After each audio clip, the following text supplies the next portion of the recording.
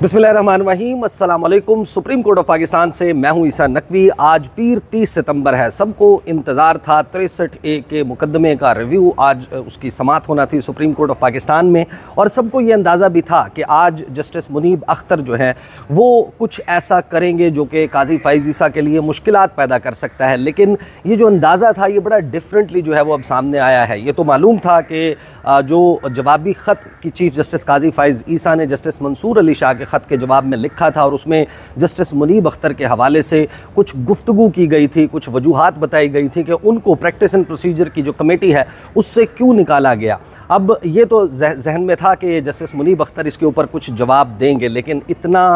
जो है वो सख्त किस्म का जवाब आएगा, इस किस्म के एडजेक्टिव्स उसमें इस्तेमाल किए जाएंगे जो चीफ़ जस्टिस काजी फ़ाइज़ ईसा हैं उनको एक ख़ुद परस्त या नरगसियत का शिकार जो है वो शख्स करार दिया जाएगा, और ये कहा जाएगा कि चीफ़ जस्टिस ऑफ पाकिस्तान एक अहम आइनी सवालात का जवाब देने के बजाय एक घटिया मुहिमबाजी, एक जो है वो झूठ के ऊपर मबनी कैंपेन चलाते हुए नज़र आ रहे हैं। ये वो स्ट्रॉन्ग एडजेक्टिव्स हैं जिनका शायद अंदाज़ा किसी ने भी ना लगाया हो।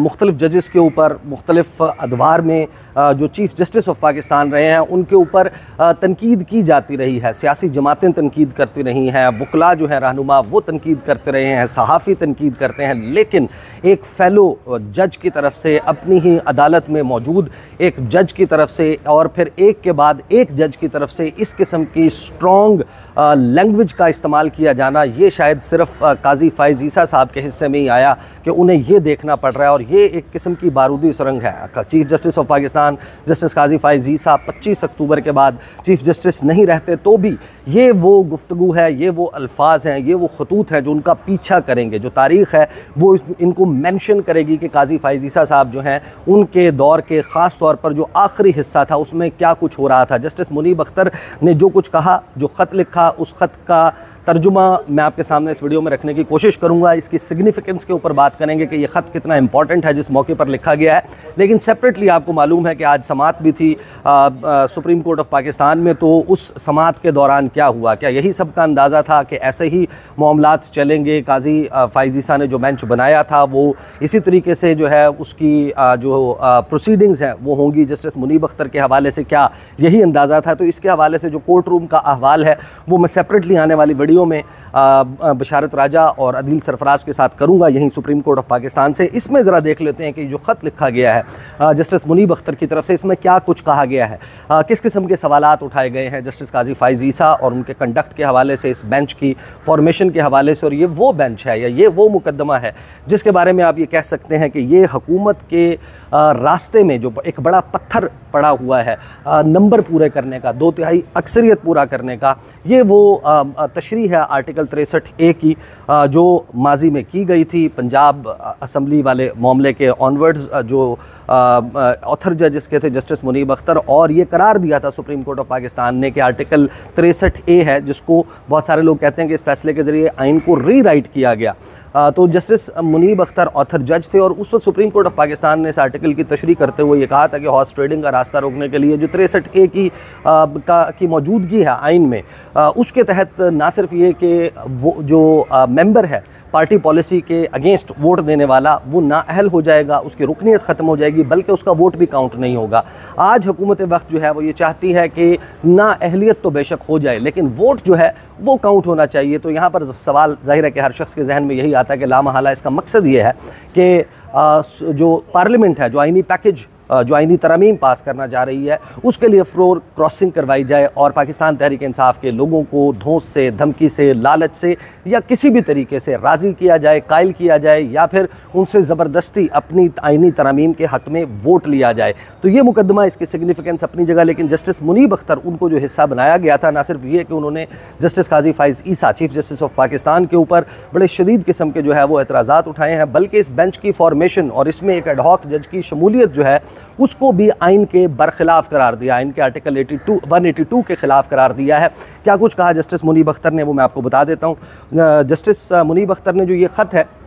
ये रजिस्ट्रार को एड्रेस किया है। Registrar supreme court of Pakistan Jazeela Aslam साहिबा, और इसकी कॉपीज़ जो हैं वो तमाम ऑनरेबल जजेस of the supreme court of Pakistan उनको भेजी गई हैं, और वहाँ से ही ये कॉपी जो है वो अब मीडिया तक पहुंच चुकी है। इसमें जस्टिस मुनीब अख्तर कहते हैं कि this is with reference to CRP 197/2022 Supreme Court Bar Association of Pakistan versus Federation of Pakistan and others कि ये जो मुकदमा था 63 वाला, उसके रेफरेंस में जस्टिस मुनीब अख्तर लिख रहे हैं कि इसको फिक्स किया गया हियरिंग के लिए। आज 5 मेंबर बेंच, 5 रुकनी बेंच बनाकर आज इसकी समाअत मुकर्रर की गई और जो बेंच है उसको बनाने का फ़ैसला या ऐलान 23 सितंबर 2024 को किया गया। उस कमेटी के तहत जो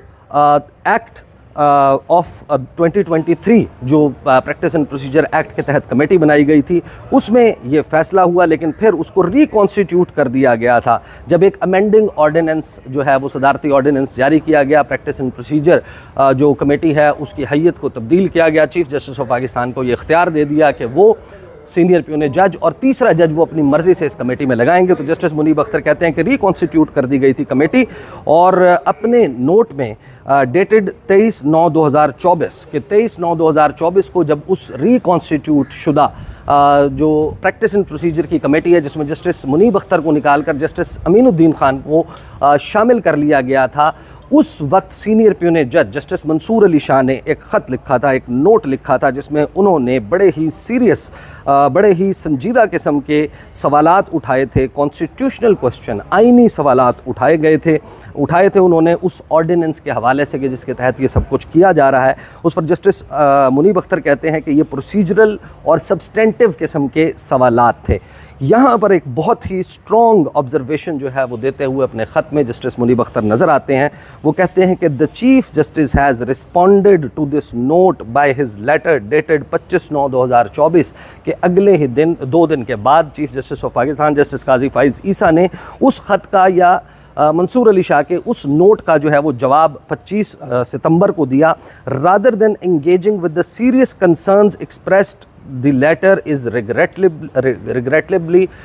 little more than that कि वो जो ख़त का जवाब लिखा काजी फ़ाइज़ ईसा साहब ने, उसमें सवालात का जवाब देने के बजाय उससे बढ़कर कुछ किया गया है। In part a smear campaign, एक घटिया मुहिमबाजी, एक झूठ पर मबनी मुहिम जो है वो चलाई गई काजी फ़ाइज़ ईसा साहब की तरफ से। And in part an exercise in self adulation कि अपनी तारीफ़ में, ख़ुद परस्ती में, नरगसियत में जो है वो काजी फ़ाइज़ ईसा साहब ने इसका जवाब दिया है, बजाय इसके कि उसमें जो सीरियस किस्म के, संजीदा किस्म के सवालात हैं उनका जवाब दिया जाता। फिर उसमें कहा गया कि it is unfortunate that the chief justice has chosen to indulge himself in this manner कि जस्टिस मुनीब अख्तर कहते हैं कि ये बहुत ही बड़ी बदकिस्मती है कि chief justice of Pakistan justice Qazi Faez Isa अपने आप को इस तमाम मामले में इस किस्म का जो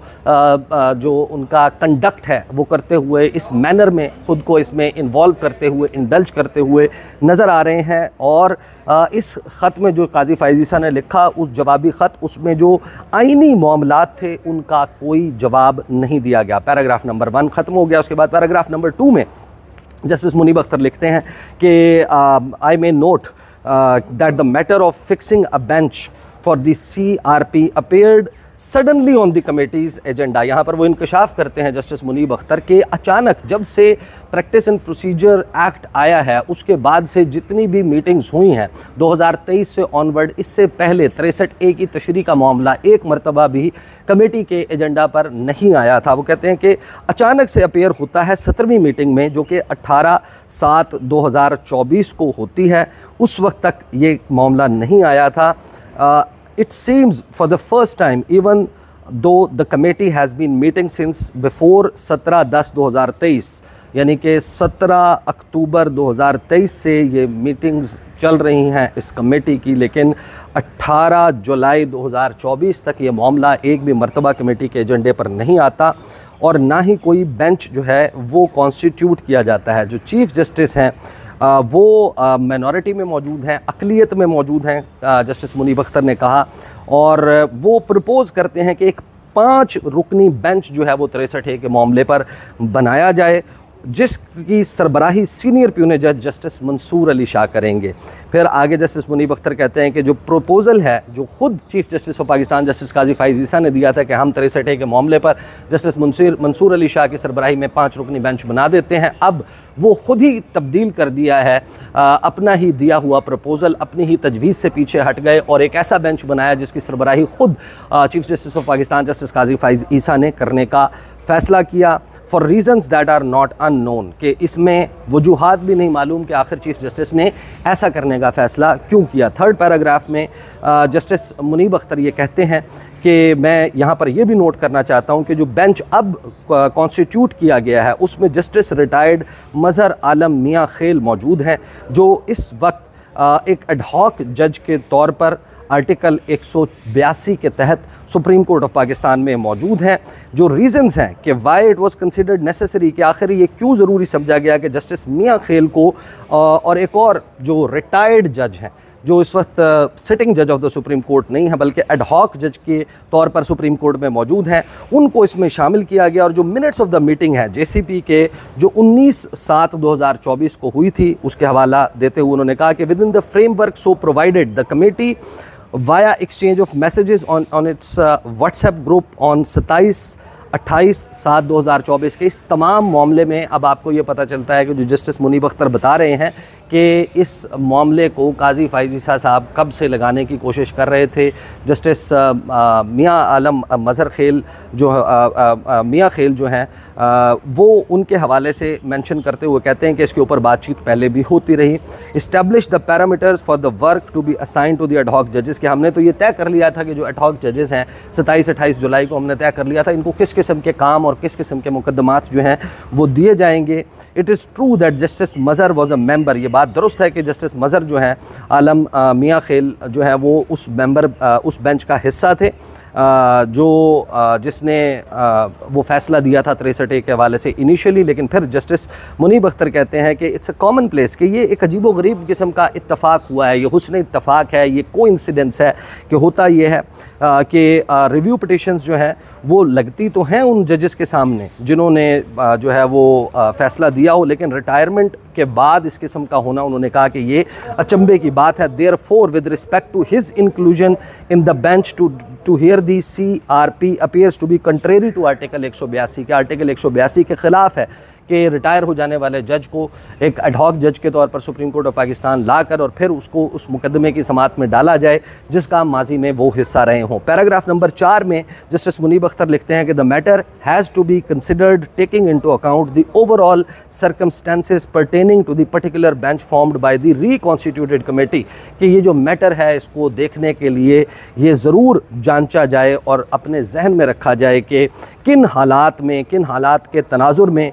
ये एक रिकॉन्स्टिट्यूटेड कमेटी के तहत जो है वो एक बेंच बनाया गया। On such assessment I must express my inability, कि मैं इस तमाम चीज़ को जब जहन में रखता हूँ तो मैं माजूरी ज़ाहिर करता हूँ इस वक्त मौजूदा वक्त में मौजूदा हालात में कि मैं इस बेंच का हिस्सा बनूँ जिसको इस कॉन्स्टिट्यूशनल रिव्यू पिटिशन जो है उसके लिए 5 रुकनी बेंच बनाया गया है। It may be noted that this is not a recusal, कि मैं इस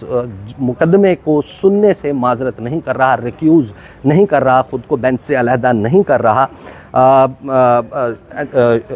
and my present inability should not be misconstrued और मिसरिप्रेजेंटेड एज सच, कि बिल्कुल इसको ये ना समझा जाए कि मैं इस बेंच से रिक्यूज़ कर रहा हूँ। Please ensure that this note is placed on the file of the CRP so as to become part of its record, कि इस जो मैंने लेटर लिखा है उन्होंने कहा इस लेटर को हिस्सा बनाया जाए इस कॉन्स्टिट्यूशनल रिव्यू पिटिशन के मुकदमे की समाअत का, इसको रिकॉर्ड का हिस्सा बनाया जाए, इसको शामिल किया जाए। तो ये वो ख़त है, बहुत ही स्ट्रॉन्ग वर्डेड ख़त है जो कि जस्टिस मुनीब अख्तर का रजिस्ट्रार सुप्रीम कोर्ट को लिखा गया और उसके बाद तमाम जजेस को भेजा गया और ये दरख्वास्त की गई कि इसको मुकदमे का हिस्सा जो है वो बनाया जाए। एक तरीके से आप ये समझ सकते हैं कि एक जो लैंड माइंस की बात होती है, चीफ़ जस्टिस काजी फ़ाइज़ ईसा उनके हवाले से बहुत सारे एतराज़ात हैं, बहुत सारे लोगों को एतराज़ात हैं, बहुत सारे लोग ये समझते हैं काजी फ़ाइज़ ईसा साहब जो हैं वो जो कुछ कर रहे हैं शायद कहीं ना कहीं उससे अपना मफाद जुड़ा हुआ है, 63A की तशरीह का मामला हो, क्योंकि वो लिंक किया जा रहा है मुमकिन तौर पर